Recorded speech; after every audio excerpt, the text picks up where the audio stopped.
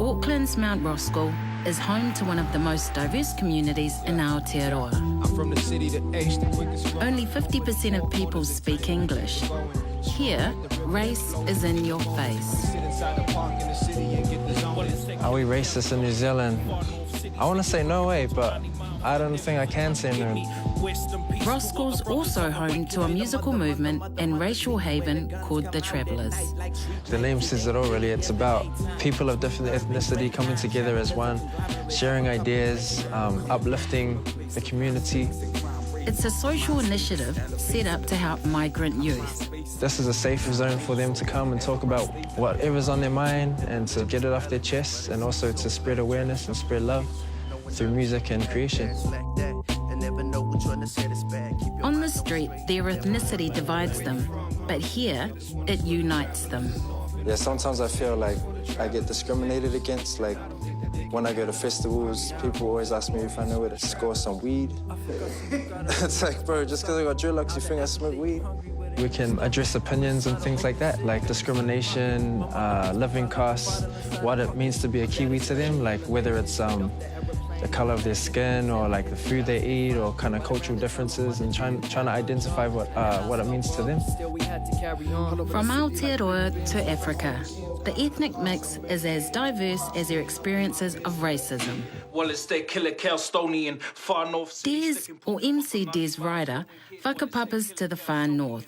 Despite being Māori, he often felt like an outcast in his West Side neighbourhood. Travellers riding with me, West in peace to all my brothers on the White Committee. Yeah, I guess those were probably the hardest times for like discrimination for me, but I guess I just had to get out of the box and connect with other nationalities. See, I always bring the boom because I'm a fan of the bass. From feeling like an outsider in his homeland to being at home with this group of creatives. For Des, the Travellers is an opportunity to actually be himself. I guess it's sort of a different crowd that I'm used to hanging out with, but I adapted to it and I found it more of a brotherhood, family, and just being able to talk about these relevant issues that are coming up in society today. There's more conscious people that are here and we're all here for the same reason. We only just started recording music about 2 weeks ago. My sort of music's the sort where I like to talk on stuff that other rappers really ain't talking about.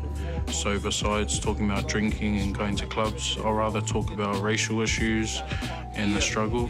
Well, it's that killer Calstonian, far north city, slicking pocket pots on 90 mile, flowing kid, going in, raised in Akarana, with travellers riding with me, West in peace to all the brothers on the White Committee.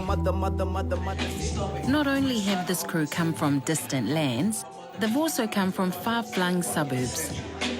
South African native Lee Serenge has travelled 62 kilometres from Waiuku just to make today's session. As I walk through the valley of the shadow of death.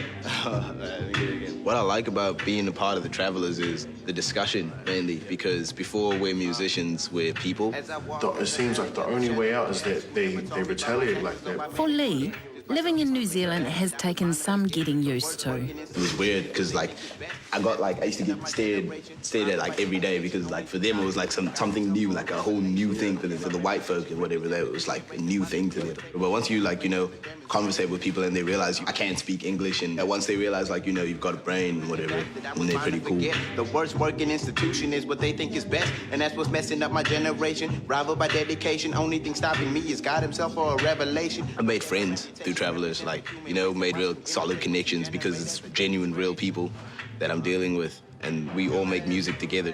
Long hair, don't care, it's not in a turban. Freestyle off the top, Mount Roskill, I keep it urban. Music's what brings them together, but it's their shared sense of struggle and isolation that binds them. Under the korowai of Te Karanga Trust, they're finding their own voices and learning to use them positively.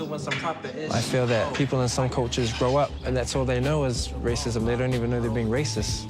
So we want to try and encourage young people, encourage anyone to come together and to connect into this oneness and make things happen multiculturally, because that's how it should be. Find me on the road to the glorious for the travellers.